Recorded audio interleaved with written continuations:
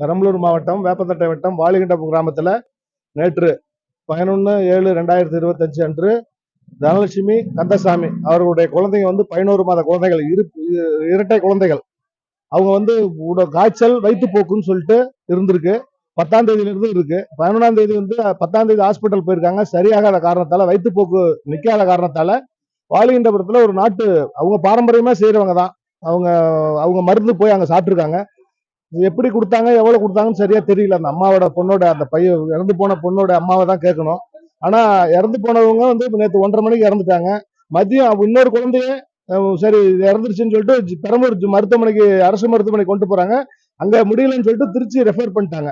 Trichy refer பண்ணி அவங்க அதிகாலை ஒரு 4 மணி வாக்குல இறந்துட்டாங்க. ட்ரெண்ட ஃப்ரெண்ட் ஆக்கிக்கோங்க. தந்தி டிவியின் சப்ஸ்கிரைபர்ஸ் அண்ட் ஃபாலோவர்ஸ் குடும்பத்துல நீங்களும் இணையுங்க.